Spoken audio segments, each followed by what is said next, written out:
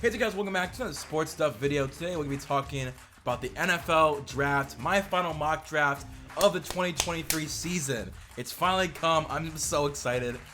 Tomorrow is the NFL draft, so I'm recording this a day early just so I can not worry about it tomorrow. I am so excited. I love the NFL draft. It's one of my favorite things of the year. So if you guys do enjoy this video, please leave a like, comment, subscribe. Hit my notification button. Let me know if I want to post next. I'll be doing draft recaps, and then once the draft is finally done, probably about a couple of days after the NFL draft, I'll be doing draft grades and seeing how all these drafts came out. So if you guys do want to see that, make sure to subscribe and hit the notification bell so when I do post that, you guys can see it. So let's head over. Let's head over to the mock draft simulator just so we can get my. There we go. So we do first rounds, all teams. Let's go into my final mock draft of the season. I got it scouted out a little bit. I have my own version of the mock draft, what's going on the left over here. So, number one overall. There's been a lot of talk about C.J. Stroud, Bryce Young. C.J. Stroud didn't do good on some kind of test. And Bryce Young has obviously been the number one guy in the class so far. But I really do think that it's going to be C.J. Stroud. I don't know what it is. I just have a really big feeling that C.J. Stroud is going to the Carolina Panthers. I put $2 on it a couple months ago, and once the Panthers traded up, I was even more sure that he was going number one overall. I just have this feeling deep in my gut that he's a fit better with the Panthers. He has I think he's going to be a scheme fit. They have a really good offensive line for him. And again, this is my mock draft, what I would do. So I really do think C.J. Stroud is a better fit for the Panthers than Bryce Young.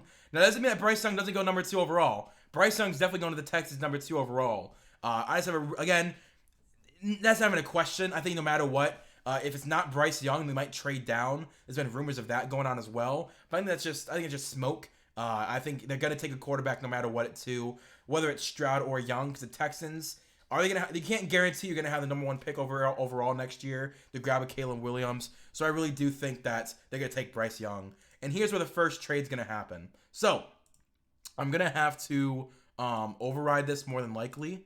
And I think it was this year 4th. So I think that's kind of like the Mitchell Trubisky trade.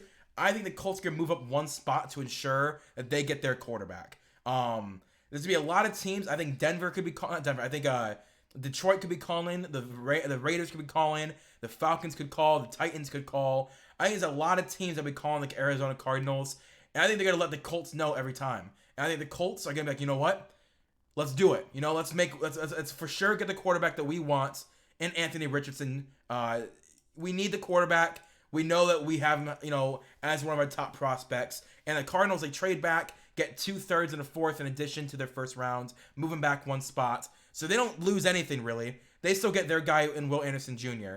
But the Colts move up 1 spot. They get their quarterback in the future and ensure that they get it, because another team could trade up to number 3 overall. And the Cardinals get extra 2 third-round picks, and they get their franchise piece at edge. There is rumors that Kyler Murray wants them to take Paris Johnson at 3.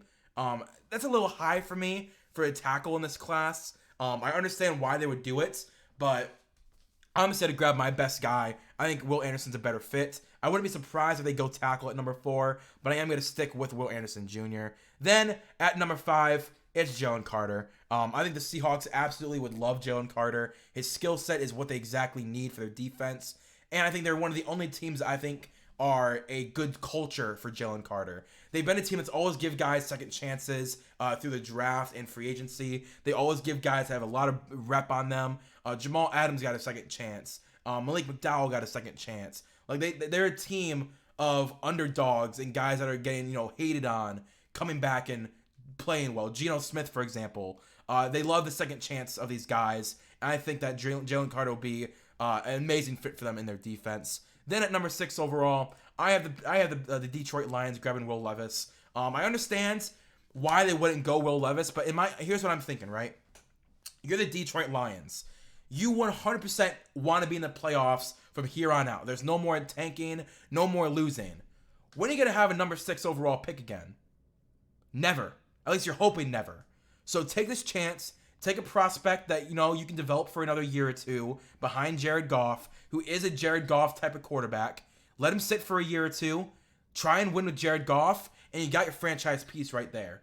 I think it's a great scheme fit, a great idea for the Lions. Again, they don't want to be picking this high ever again. So because you're at this high this year, take a prospect, let him develop, and turn him into something good, hopefully. Then at number 7, I do have the Rams going. Not the Rams. Why do I keep saying the Rams? I do have the Raiders going my number 1 corner and Christian Gonzalez. I think Christian Gonzalez is the best corner in this class. Again, yesterday I did my defensive rankings. I think he's the best mix of man and zone. Great footwork, great ball hawk. I think he's to be the best corner in this class. Then at number 8 overall, don't worry, his buddy Devin Witherspoon will be following him. Imagine a Devin Witherspoon and AJ Terrell backfield. Not backfield, secondary. 2 lockdown corners at secondary. Devin Witherspoon is one of the best press man corners in this class, and they love running press man. Him and AJ Terrell are going to be amazing together. Then at number 9, I do have the Bears grabbing. Where is he at? Wow, there he is. I do have the Bears grabbing Tyree Wilson. I'm not super high on Tyree Wilson, but I know that the Bears are. So I'm going to go Tyree Wilson out of Texas Tech. They're also really high on Double A out of Northwestern. Out of Tamiwa out of Barway. They're really high on him as well. So maybe they don't go it because they're going to draft him in the second rounds. But grab the best defensive player on the board right now. And I think that'd be another great scheme fit for them. Another edge piece to work with. Then at number 10, again, if I'm the Eagles, I'm thinking I'm never going to be at 10 again for the next 4 or 5 years. Let me grab a franchise safety that can play all over the field. Safety, corner, nickel, box safety, box linebacker. This guy can play all over the field. You lost to Gardner-Johnson. You currently only have Marcus Epps on roster as a starter.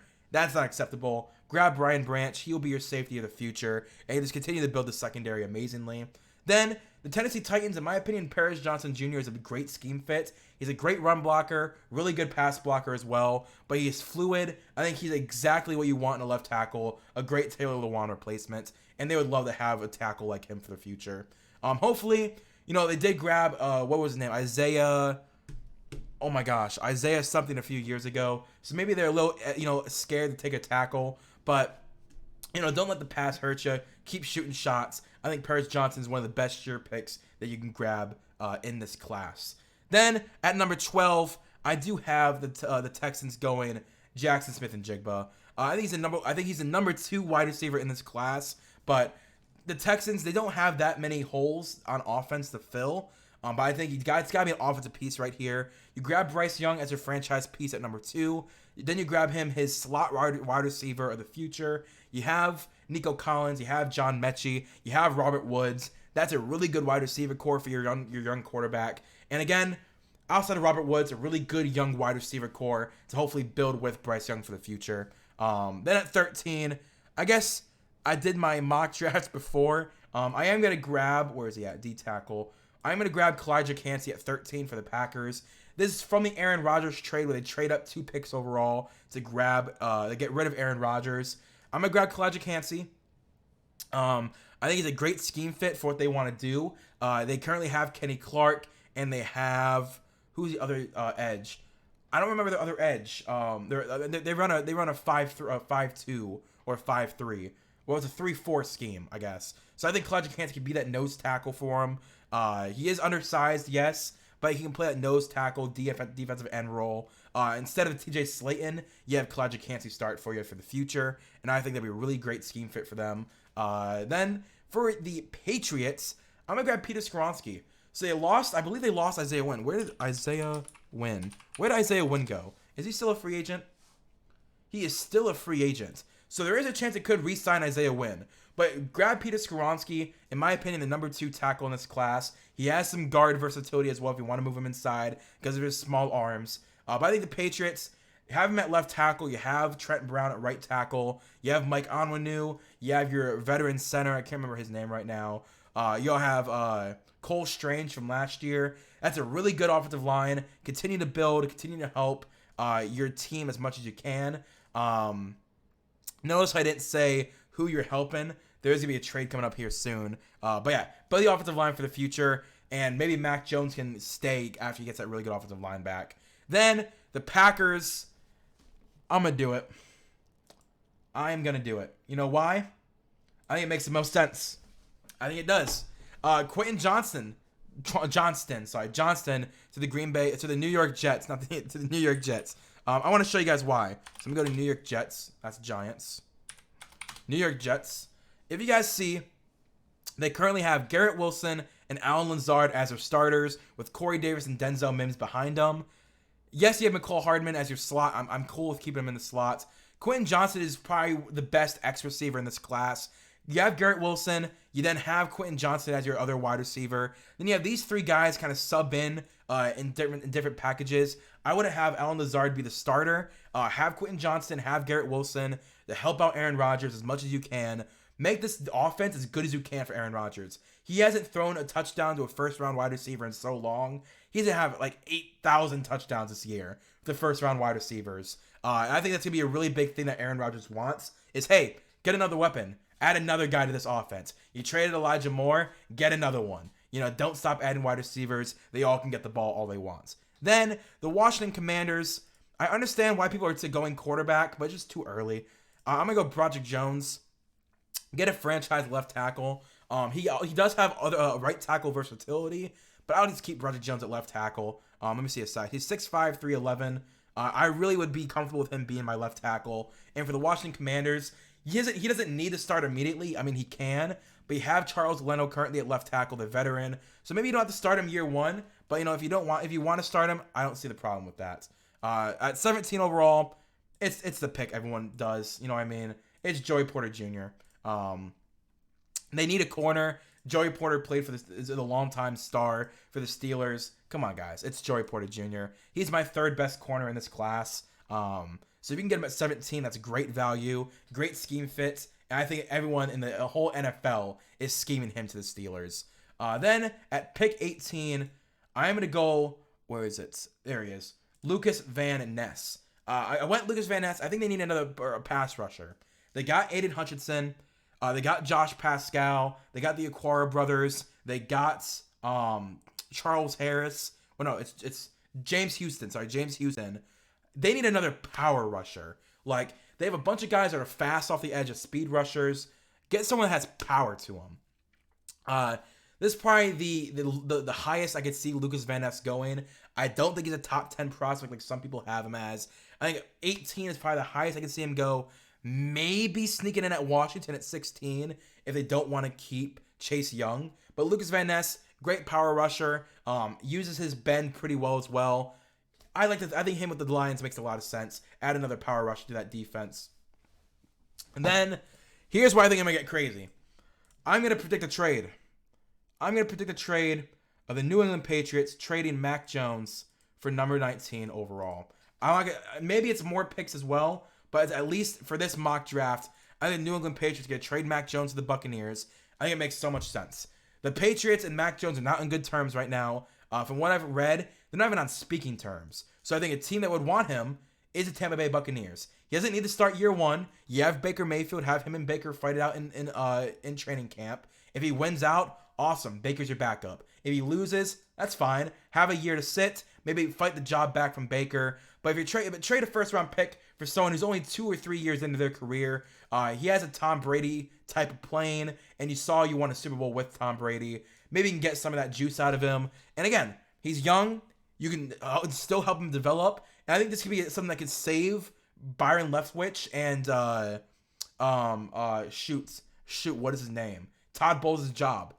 I think that if they, Baker Mayfield, fine, 1 year starter. Mac Jones, that could be a 5 to 10 year starter and keep your job for 5 to 10 years. That's something that I would put my job on, and I would bet. And the Patriots, obviously, they do trade away Mac Jones. But look at this. I think there's a lot of quarterbacks in this class who could start for them. Hendon Hooker, interesting option. We saw what they did with Cam Newton. They could do a lot of the same things with Hendon Hooker. Tanner McKee's more that prototypical pocket passer, as you can see, pocket passer. Dorian Thompson-Robinson, another dual threat.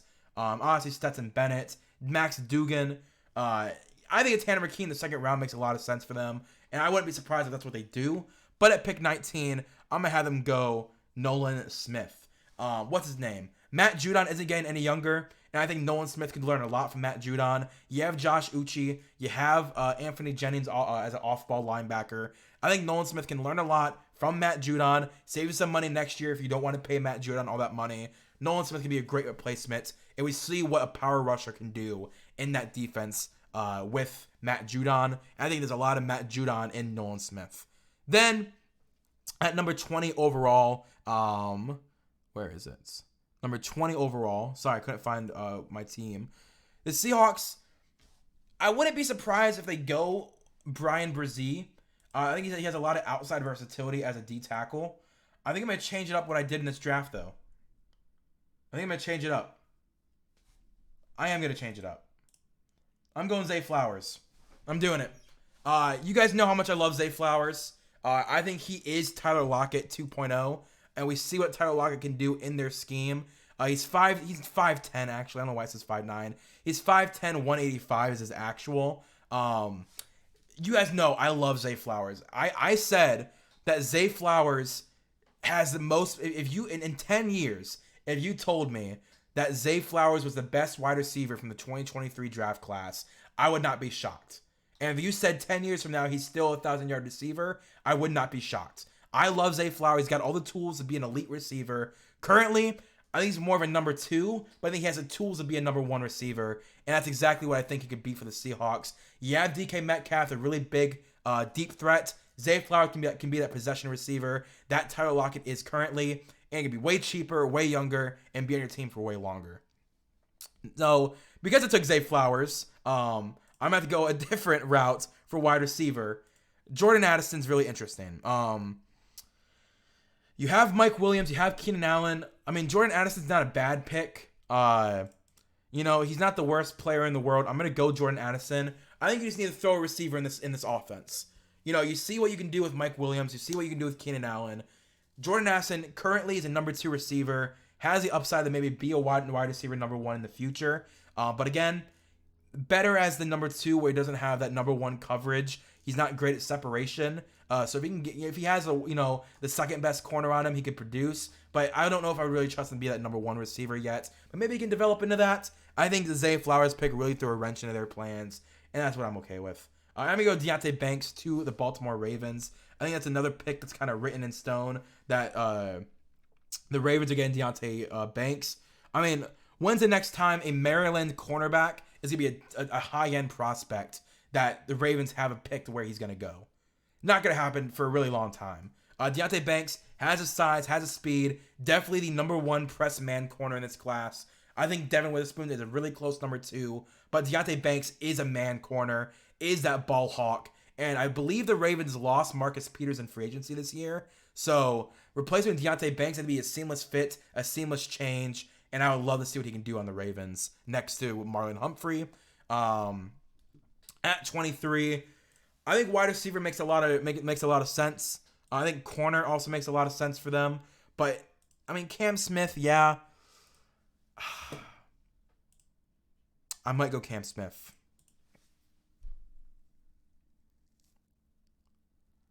I mean, I love Cam Smith. I really do. I think he's definitely a first. I'm going to go Cam Smith. Again, I'm going off my mock draft right now because I took Zay Flowers a pick early, so it kind of changed everything around. The Minnesota Vikings need corner help. Cam Smith is absolutely a great corner prospect. He's the only other first round prospect I think is available at corner. In my opinion, how I ranked it. Yep, he's the only first round corner I still have left. So I think it makes a lot of sense for them.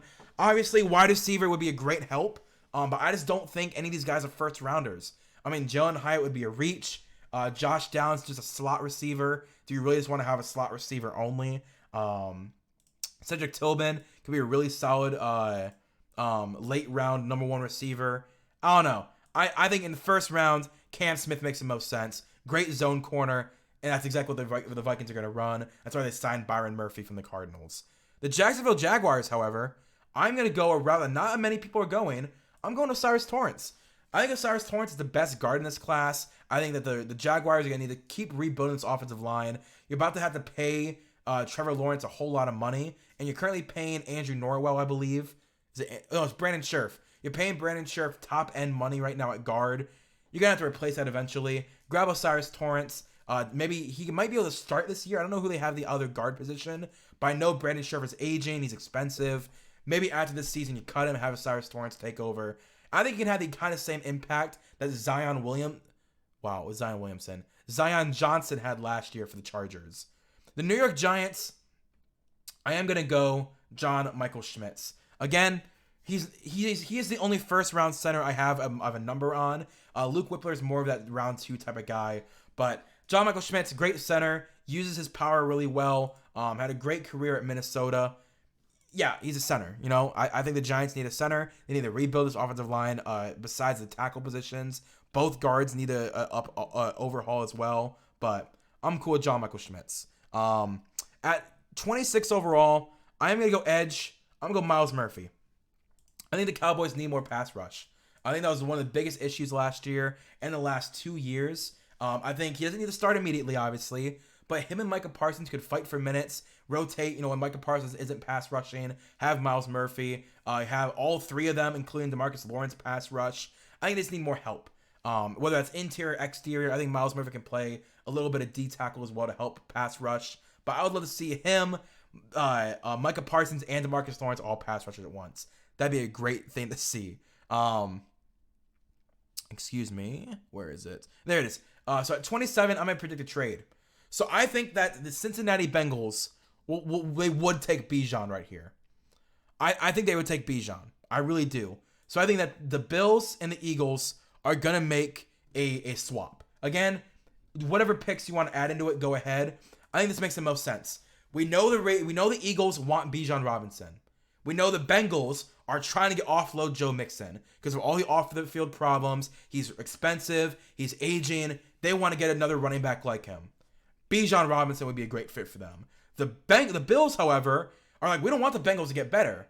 We want the AFC to get weaker. It keeps getting stronger. We want a division, a conference rival, a Super Bowl rival to not get better. So Eagles, you guys want pick 27? You guys want Bijan? Trade up and take him. And I think the Eagles would absolutely be like, yep, thank you for that. I think the Eagles would easily trade up. Maybe swap thirds and throw a 5th round in there. It's only 3 picks late in the first, so it's not going to be a whole lot to trade up, but it's going to screw over the Bengals a whole lot, where the Bengals are going to go, oh, you jerk. You absolute butthole. I was going to take Bijan Robinson and get rid of Joe Mixon, but they trade up, making them take Mazi Smith. You guys got to remember, DJ Reader and BJ Hill are both really expensive, and they're aging out. DJ Reader, I believe, is 28 years old, making like $18 million a year. BJ Hill's on a 1-year deal, making like $9 million a year. That's expensive. Mazi Smith can replace DJ Reader as the run stuffer of their D-tackle room next season. Let DJ Reader play out his contract or play 1 more year.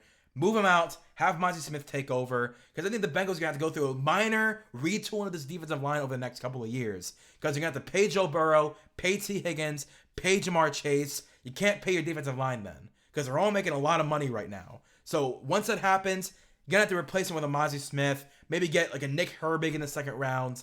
See what you can do as the Bengals. Then at pick 29, I think that the Saints, they might go linebacker. I'm going to have them go Jack Campbell. I think he's one of the best linebackers in this class. I mean, Demario Davis isn't getting any younger. He isn't. He's not getting younger. He can sit behind Demario Davis for a year, or if you want to retool your defense a little bit to where you have 2 inside linebackers. But he's going to be a 4-3 Mike linebacker. That's what Demario Davis currently plays.